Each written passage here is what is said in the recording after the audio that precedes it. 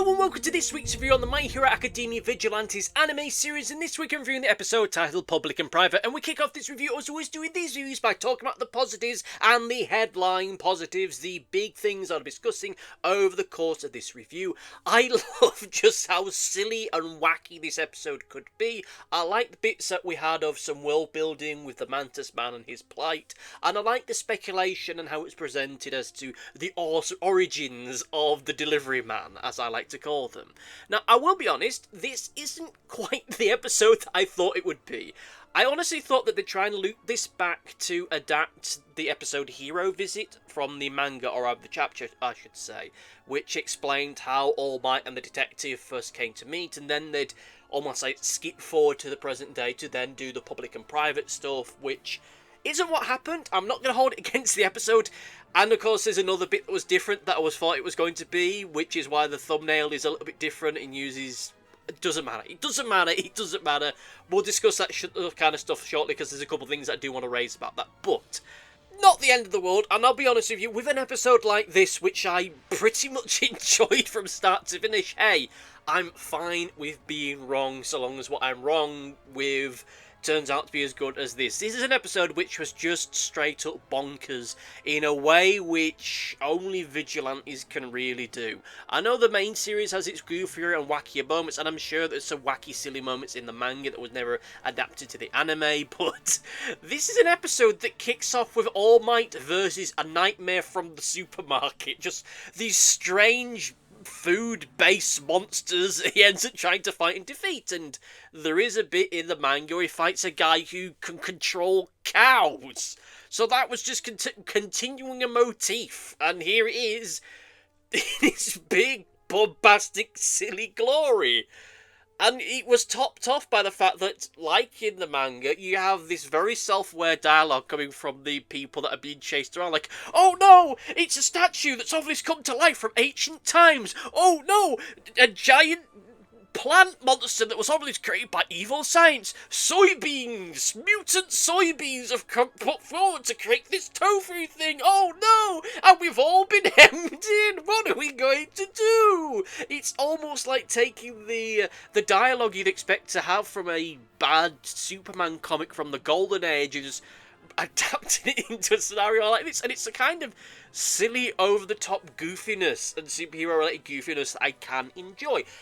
In small parts, in small sections. I think that certainly the modus operandi for the past maybe 12 or so years as far as superhero fiction is concerned has been a little bit too self-referential, a little bit too self-aware, thanks to good old Joss Whedon buggering things up for everybody.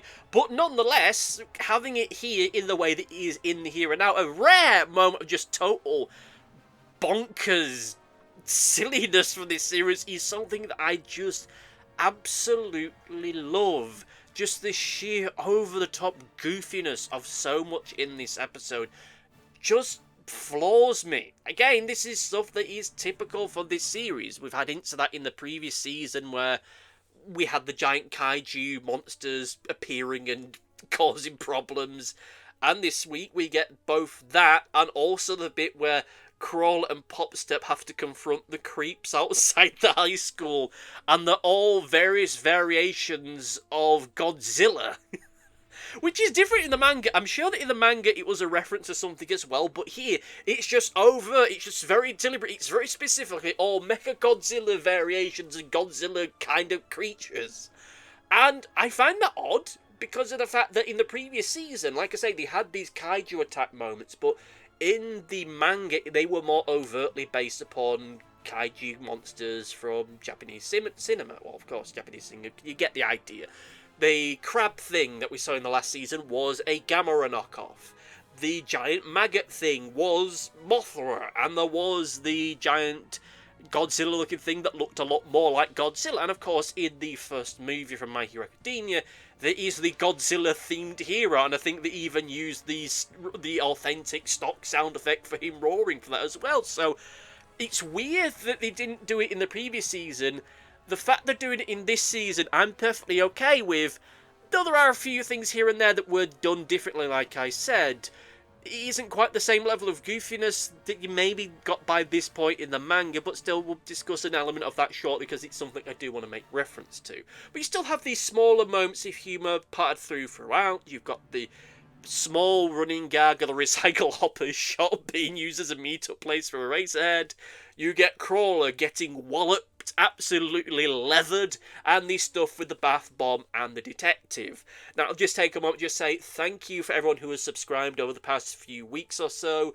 I hate to have to do the thing of asking people to subscribe, but it does work, and we all know what YouTube's like at the best of times, particularly in January, where I'm sure your favourite YouTuber has more than made their feelings of just how January sucks for YouTubers and broadcasters on YouTube. So if you like what you hear, if you want more from me, subscribe to the channel, like the video, leave a comment, let me know what you thought about this particular episode. But still, back to the episode itself. Now, like I say, in the main series, or rather in the manga series of Vigilantes, there is this sheer goofiness all the way throughout that isn't really present within the manga for the main series. Or rather, I should say, isn't present in the anime for the main series. And I will be honest, and this isn't getting into negative territory, but I still think it has to be said that the manga is goofier and weirder, and I kind of wish that they lent into that wackiness a lot more with this anime. I understand why they don't, because some of the wacky stuff happens with characters who, as far as this story are concerned, are more side characters. And to also start this review, I made reference to the episode Hero Visit, which is where the detective and All Might meet each other for the first time, and that's the episode where we get the battle between All Might and the guy whose quirk is he can control cows. I can understand not having stuff like that in it because it starts to distract the people and starts to take time away from the adventures of Crawler. And thus far, they've managed to keep this focus a lot more on Crawler than maybe the manga certainly is by this point. However, there are certain elements beyond that do involve Crawler that I do wish that it adapted. Like I say, I thought that this episode was going to adapt a different thing as being the part for Crawler. And it is a short sequence where there's these two guys that look like they've just rolled out the local Weatherspoons pub. They're getting into a fight. Crawler intervenes to try and diplomatically sort things out, and he gets absolutely trounced and walloped and beaten up for his efforts. He tries to do the right thing, he tries to be a hero, and it backfires on him. Funny.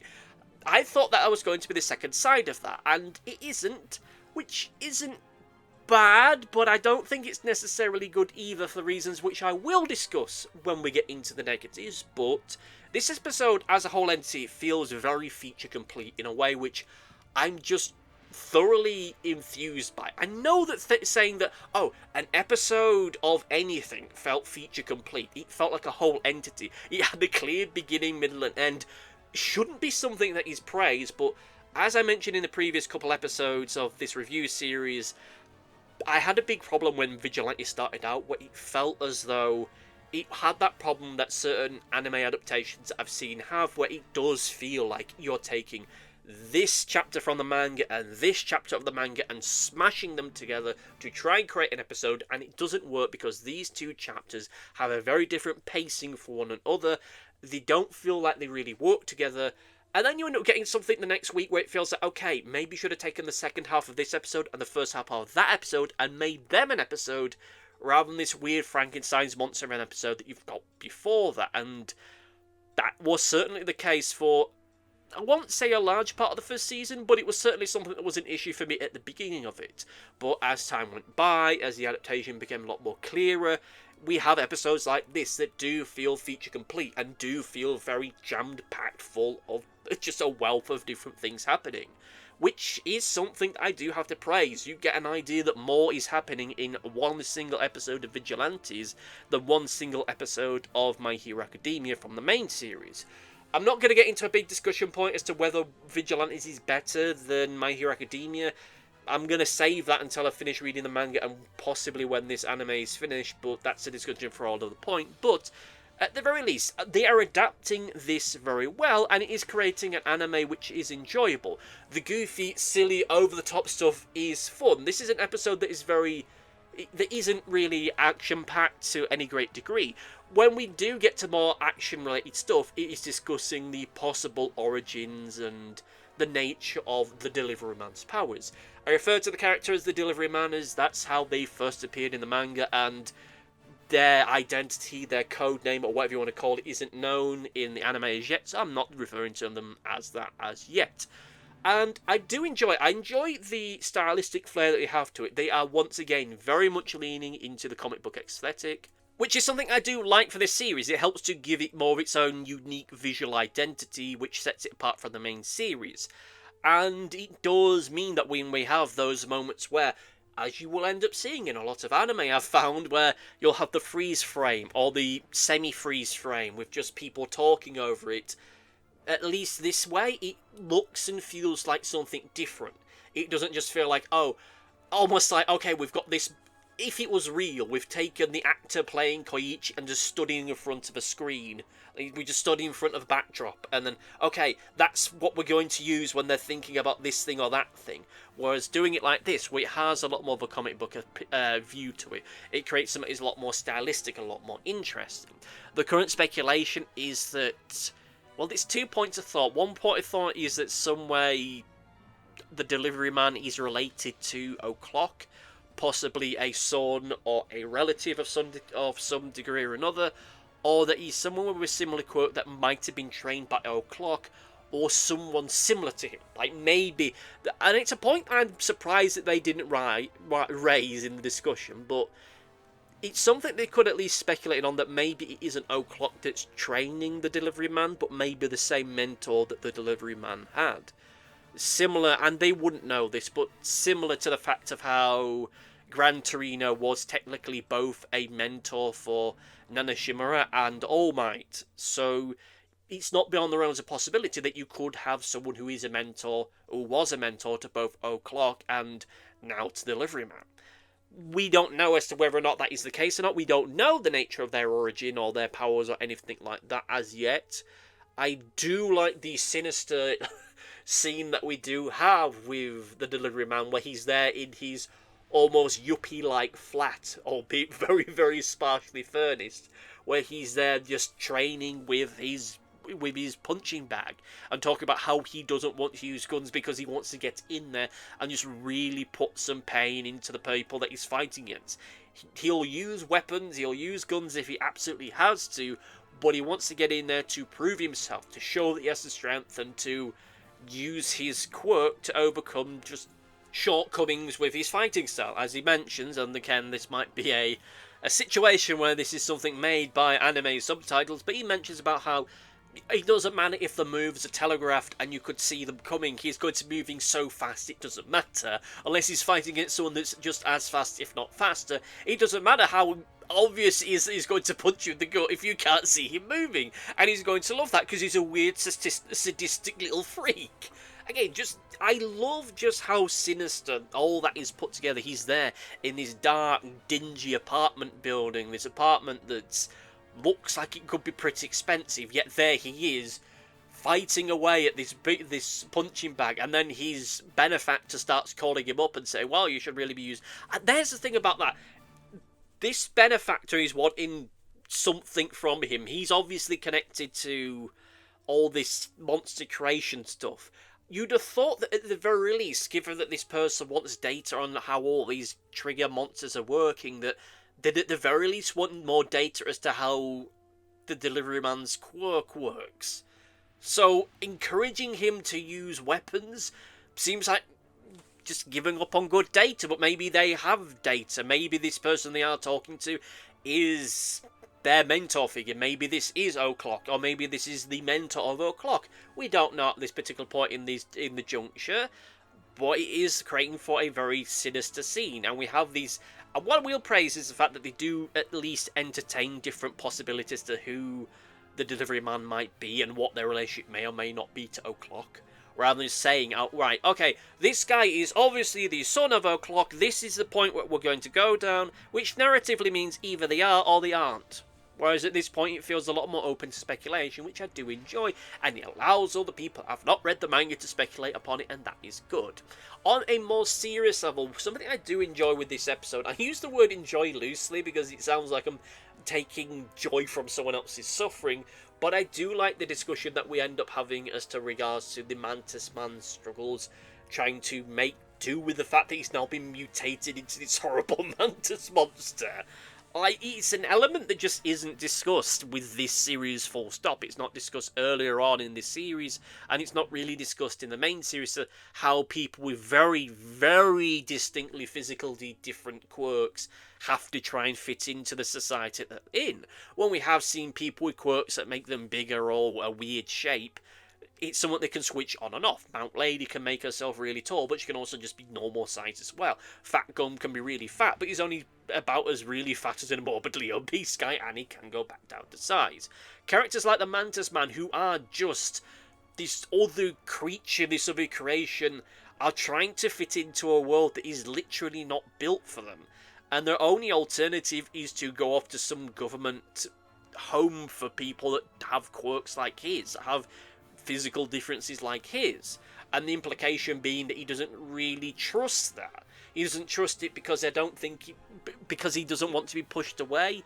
He doesn't think that they'll be able to really help him, and he wants to try and find a way in his own way of making some good of this, I suppose. Well, he says he wants to be able to highlight the problem that people like him are going through, that they're living in a society that isn't really open enough for people like him. He doesn't want to be pushed to the side, he still wants to have the same life that he's had before, but it's going to be a struggle for him. And I like this element of world building that, with My Hero Academia, a lot of the quirks manifest themselves in ways that you have people that still retain something of a humanoid shape. Maybe they're a little bit taller or shorter than your average human being, but they're nothing like the Mantisman. They are something. Maybe they have to duck down to enter into a room. Maybe they have to sit onto a couple boxes to properly sit at a table, but they're just of a human shape. And it doesn't really go into the realities of a character like this Mantis guy, who now has to totally upend their entire life and to try and make something of that. And that's an interesting element to it, which I do wish that at the very least in this episode they explored a little bit more, as I don't quite feel it hits the emotional tone for me, because it just talks about it in a way which just feels rather emotively dry. I mean, it's not doing it in a way which feels flippant, but it doesn't really feel like this is quite the emotional core to the episode that it really should be.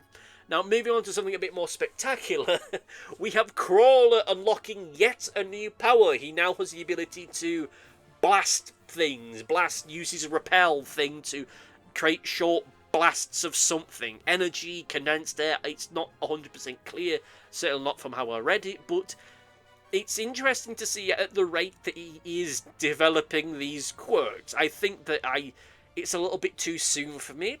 And seeing as we're pivoting into this tone of voice, let's get into the negatives. And we'll continue on with the point we're just raising, right? So, as I mentioned early in this review, I thought that this was going to be the episode where the stuff with Crawler was him going to fight the two big guys coming out the pub, or looking like they've just come out the pub. And the reason why I think that would have been better would have been purely and simply for the fact that it would have paced out Crawler developing or discovering or rediscovering, depending on your point of view, these powers.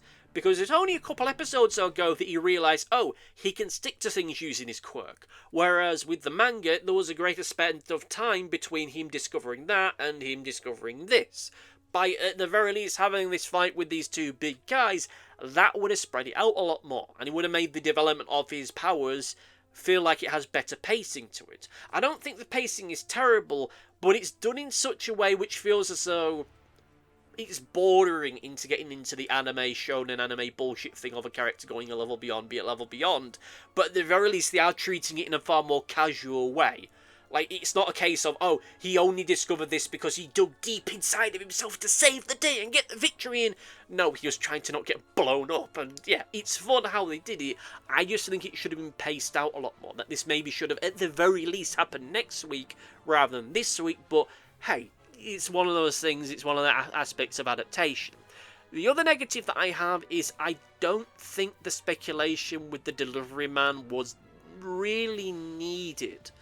It's something that needs to happen narratively, and again, I think this is something that could have happened in the next episode or the episode after that, because it is just so soon since we had this proper demonstration of their power that we're already starting to try and solve this mystery just when we've discovered that there is a mystery.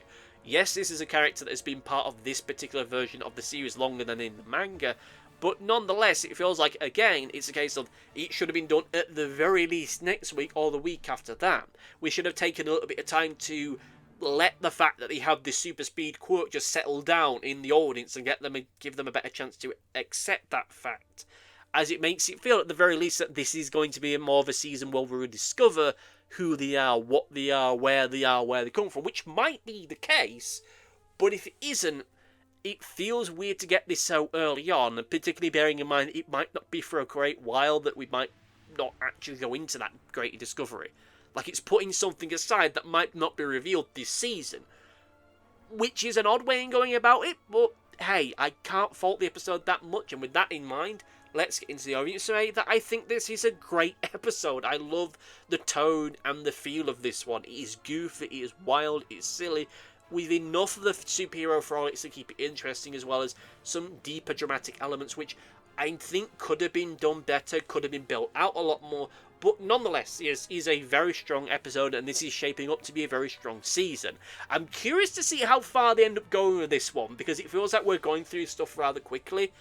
I have a feeling that at the very least they're going to go to the end, or at least to the beginning part of Volume 9, which I haven't read that bit yet, so I think at some point in the next week or so I'm going to have to at the very least read to the end, or the beginning of Volume 9. I'll phrase it like that, because there is a storyline that might be coming up which I've not covered in my manga reviews yet, so I need to get on top of that. With that said and done, however, let's get into Comment Corner! It's time for Comment Corner, time for comments from the previous video, one coming from Sergeant Gunnery. I know that doesn't quite scan, but nonetheless, they say, hey man, thanks to you, thank you very much, happy to be of some, I wouldn't say assistance, because this is all done for fun, this is all done for frivolity. Our next comment comes from Big1, who says, it was a fun episode, weird that this arc is over, but things get better from here. Thank you for your comments. This of course referring to the previous episode, and the end of what I have always personally referred to as the My Hero Academia superhero promotional team arc. Which, I enjoyed it enough when it was in the manga, but in the manga it did feel like it was starting to go on a little bit too long. And it had also the issue that Crawl and Popstet, well, Popstet was involved in the main series of events against her will. Crawler didn't really do much apart from in that final few moments of the arc, but nonetheless, it's a discussion we'll probably get into in the season-long review. And of course, in the comment I replied to them, I made my big stupid thing of, oh, I think I know how this episode is going to be adapted. I think I know what's going to be in it, and I was at least 50% correct. The other 50%, not a major problem, but nonetheless, now I have egg on my face, but nonetheless, let me know what you thought about this particular episode down in the comment section down below. Let me know if you loved it, if you hated it. Let me know in the comment section down below. You will be read out in a future show. Thank you all for listening, thank you all for watching, and see you next time. Goodbye! Thanks for watching. Be sure to like, favourite, subscribe, click the bell, and do all the YouTubey stuff that YouTube wants you to do. Go on, it'll do me a power of good. Until next time, my friends, goodbye!